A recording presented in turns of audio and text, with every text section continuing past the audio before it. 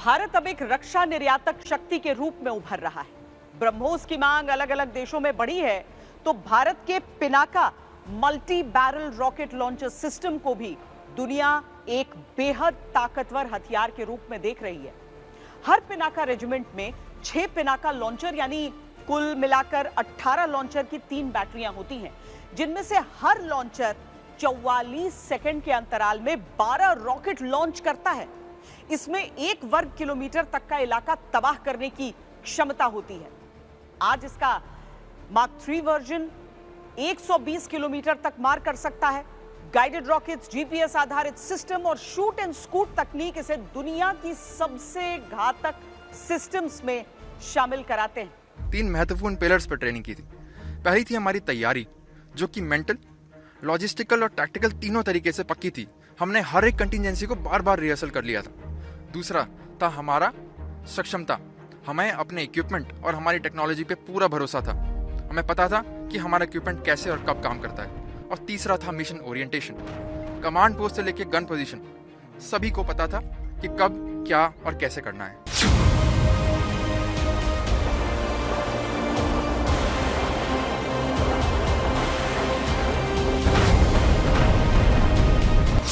(1986) में डीआरडीओ ने Pinaka multi barrel rocket launcher system को रूस के BM-21 ग्रैड सिस्टम के विकल्प के रूप में तैयार किया था।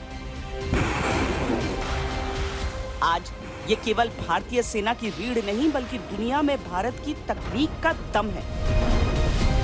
इतना ही नहीं, भारत अब इसका निर्यात भी कर रहा है।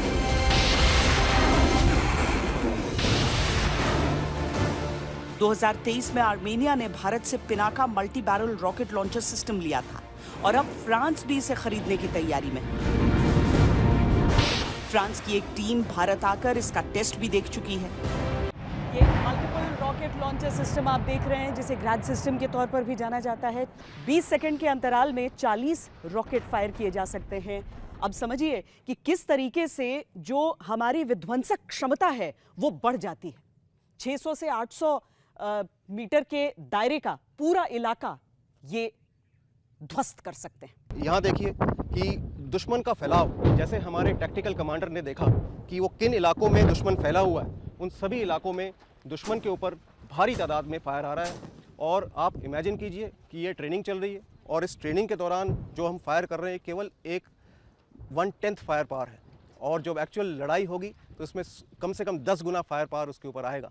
और विभिन्न प्रकार के जो हमारे फायर पावर यूनिट्स हैं, मीडियम्स, 105 सभी प्रकार के और रॉकेट्स इसके ऊपर फायर होते हैं। और आप देखेंगे कि इसके बाद दुश्मन के लिए वहाँ पे कोई चारा नहीं रह जाता है। और इस प्रकार से हमारी आर्टिलरी की तजवीज़ जो है वो दुश्मन को पूरी तरह से बर्बाद करती है। पिनाका के कई संस्करण तैयार हो चुके हैं, मार्क 1 से लेकर मार्क 3 तक। मार्क 3 की मारक क्षमता 120 किलोमीटर तक पहुंच चुकी है। गाइडेड और अनगाइडेड दोनों तरह के रॉकेट, शूट एंड स्कूट क्षमता और अब आधुनिक नेविगेशन सिस्टम से ये और भी सटीक बन चुका है। पिनाका की तैनाती भारत के दोनों ही अति संवेदनशील बॉर्डर यानी पाकिस्तान और चीन से लगने वाली सीमाओं पर है। वेरी वेरी इफेक्टिव, मतलब दुश्मन कहीं पर भी हो। शुरुआत में इसका रेंज तकरीबन 40 किलोमीटर था, अब इसको बढ़ा करके हम लोगों ने 80 से 120 किलोमीटर तक ले जाए। इसमें कई देशों ने इंटरेस्ट दिखाया है पिनाका में, और पिनाका को देख कर खासकर फ्रांस इंटरेस्ट दिखा रहा है कि ये बहुत ही बढ़िया है। यूक्रेन की लड़ाई में जिस प्रकार से missiles, multi barrel rocket launchers का इस्तेमाल किया गया, तो उसके मद्देनजर जो Pinaka again an indigenous missile platform. सोचिए एक टारगेट के ऊपर 40 सेकंड के अंदर अंदर इतने सारे रॉकेट आकर इकट्ठे गिर जाएं। दुश्मन को तो जब पता चलेगा जब वो उसके ऊपर फायर होंगी, और तब तक इट इज़ टू लेट। और अपने आप में पिनाकाज ने इस बार सिंदूर के टाइम में भी पूरी डिप्लॉयमेंट में वो काम किए थे जो कि शायद मुझे नहीं लगता कि पाकिस्तान ने कभी सोचा होगा। एक छोटे से समय में इतनी बड़ी HE कंटेंट, TNT कंटेंट एक टारगेट पर डालना एक बहुत बड़ी अचीवमेंट है।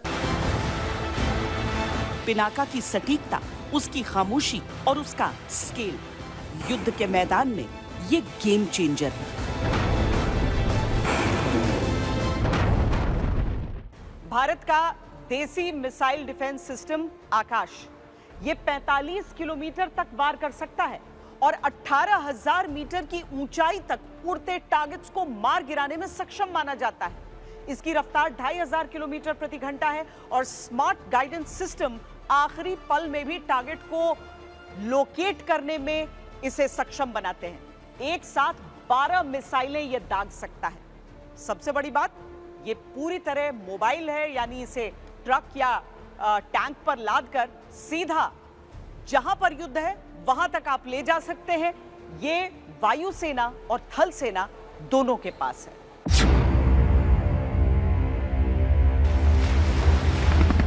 ऑपरेशन सिंदूर के दौरान जब पाकिस्तान ने फतेह 2 बैलिस्टिक मिसाइल से हमला किया तो आशंका थी कि निशाना दिल्ली थी, लेकिन हरियाणा के सिरसा में ही भारतीय सिस्टम ने उसे नष्ट कर दिया। डीआरडीओ का विकसित पराग 8 इस सिस्टम ने हवा में ही मिसाइल को नष्ट कर दिया। इसी तरह आकाश मिसाइल ने पाकिस्तान के ड्रोन और एलओसी से आने वाले खतरों को जमींदोज कर दिया। इनकी भी खासियत हमने देखी, ऑपरेशन सिंदूर में देखी कि कितने काबिल ये वेपन सिस्टम रहा, और इसके अंदर भी मिसाइल की अपनी काबिलियत है, और सबसे इम्पॉर्टेंट चीज़ जो है वो टारगेट डेजिग्नेशन और ट्रैकर जो रडार हैं इनकी है कि कौन ये रडार कितने सक्षम है, किस तरीके से वो टारगेट को ट्रैक कर रहे हैं और कैसे वो मिसाइल को उसके ऊपर निर्धारित कर रहे हैं। तो ये क्षमता इस पूरे सिस्टम के अंदर है जो हमने ऑपरेशन सिंदूर के अंदर बहुत ही सफलतापूर्वक देखी है। आकाश मिसाइल सिस्टम भारत की इंटीग्रेटेड एयर डिफेंस सिस्टम का अभिन्न हिस्सा है। ये अब एआई पावर्ड आकाश तीर सिस्टम और integrated anti drone network IACCS से भी जुड़ी हुई। ऑपरेशन सिंदूर के दौरान पाकिस्तान की ओर से भेजे गए ड्रोन और क्रूज मिसाइलों को आकाश ने 100% एक्यूरेसी के साथ इंटरसेप्ट और तबाह किया। मुझे लगता है कि ऑपरेशन सिंदूर में जिस प्रकार से पाकिस्तान ने मिसाइल्स और ड्रोन्स का इस्तेमाल किया, उसको देखते हुए जिस प्रकार से हमने उसको इंटरसेप्ट किया और बर्बाद किया, उसमें आकाश और आकाश तीर ये दोनों ने बहुत महत्व का रोल अदा किया। इसके वॉरहेड में 60 kilo pre fragmented high explosive भरा होता है और इसका प्रोपल्शन सिस्टम सॉलिड बूस्टर और रैमजेट सस्टेनर मोटर से लैस है। कमांड गाइडेंस से लेकर एक्टिव रेडार होमिंग तक आकाश हर स्टेज पर टारगेट को ट्रैक करता है। आकाश का नया संस्करण है आकाश NG यानी नेक्स्ट जनरेशन। इससे 70 से 80 किलोमीटर भीतर तक दुश्मन की सीमा को भेदा जा सकता है। आज जब Bharat multi layer air defence network की ओर बढ़ रहा है, तब आकाश जैसी मिसाइलें न केवल भारतीय ताकत का प्रदर्शन करती हैं, बल्कि आत्मनिर्भर भारत की बुलंदी दिखाती हैं।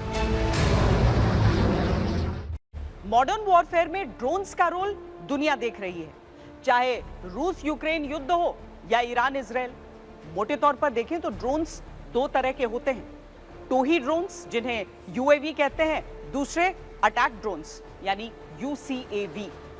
अब UCAV घातक के बारे में हम आपको बताते हैं। घातक नाम होने की एक वजह है और वो ये कि ये UCAV न सिर्फ बम बरसाने की क्षमता रखता है, बल्कि दुश्मन के ठिकानों पर मिसाइलें भी दाग सकता है।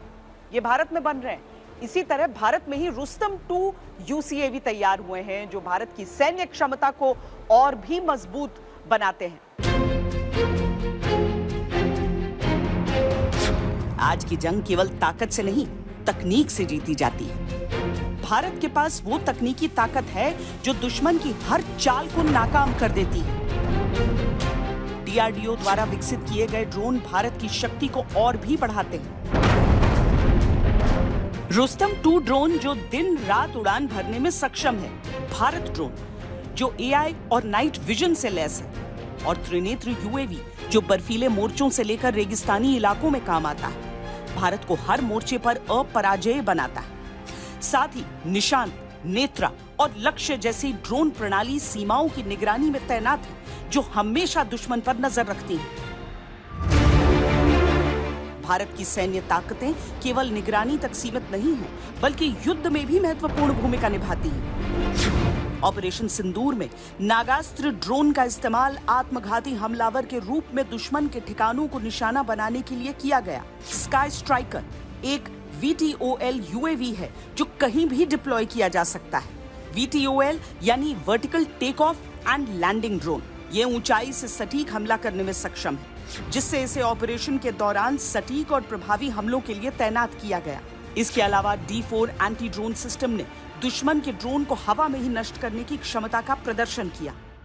जब हम एंटी ड्रोन सिस्टम की बात करते हैं तो एंटी ड्रोन सिस्टम में से 3 किलोमीटर से लेकर के 1 किलोमीटर से लेकर के 3 किलोमीटर से 20 किलोमीटर, मतलब जैसे जैसे हम दुश्मन के ड्रोन्स को देखते हैं उनको इंटरसेप्ट करके उनको बर्बाद करने की जो काबिलियत और क्षमता हम लोग हासिल कर रहे हैं, और खास कर रहे थे कि D4 एंटी ड्रोन सिस्टम जो है ये जो भारत के अंदर बन रहा है, तो ये और उसके साथ साथ रेडार, उसके साथ साथ किस प्रकार से उसको ट्रैक करना, डिटेक्ट करना और उसको एंगेज करके उसको बर्बाद करना, तो सारा का सारा जो सिस्टम हिंदुस्तान के अंदर बन रहा है, I think it's all make in India.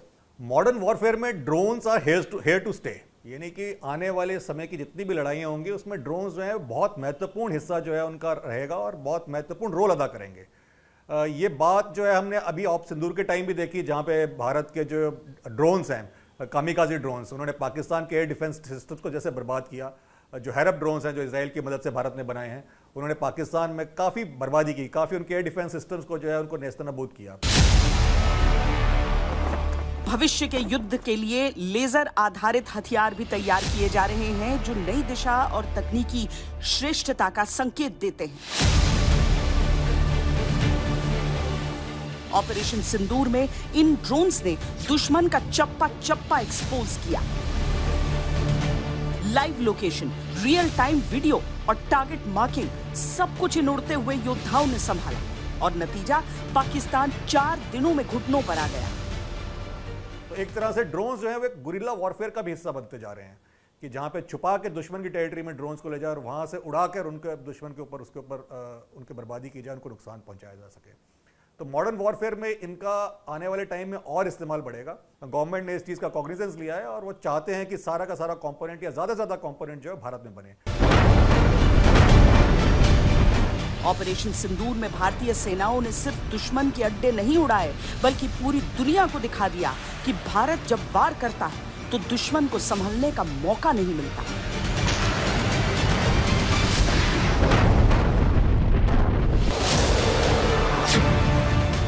आज अगर हम महाशक्ति बनने की ओर बढ़ रहे हैं तो वजह है रक्षा उत्पादन के क्षेत्र में मेहनत, हमारे वैज्ञानिकों की तपस्या और सेना की निडरता। सपने को लेकर चले थे, वो लक्ष्य की तरफ आप लोग पहुंच भी चुके हैं और आगे भी नया लक्ष्य भी बना लिया है आप लोगों ने। मैडम लक्ष्य तो भी और आगे बहुत सारी चीज़ करना है मैडम, ये तो एक स्टेप है हमारे हिसाब से। The way India is going, this is just one step. Today, the way things are there, you can look forward 10 years down the line, India may be the country which will have the best of the weapons, best of the missiles, best of the aircraft, and people will be queuing in line to buy it from India.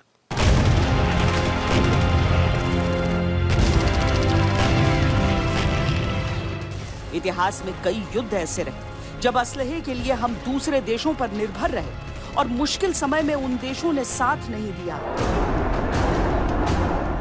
इतिहास से सबक लेते हुए भारत ने खुद को सक्षम बनाया, इतना सक्षम कि हम अपनी सैन्य आवश्यकताओं के अनुसार तकनीक विकसित करते हैं और दुनिया के बाकी दोस्त देशों की मदद भी करते हैं।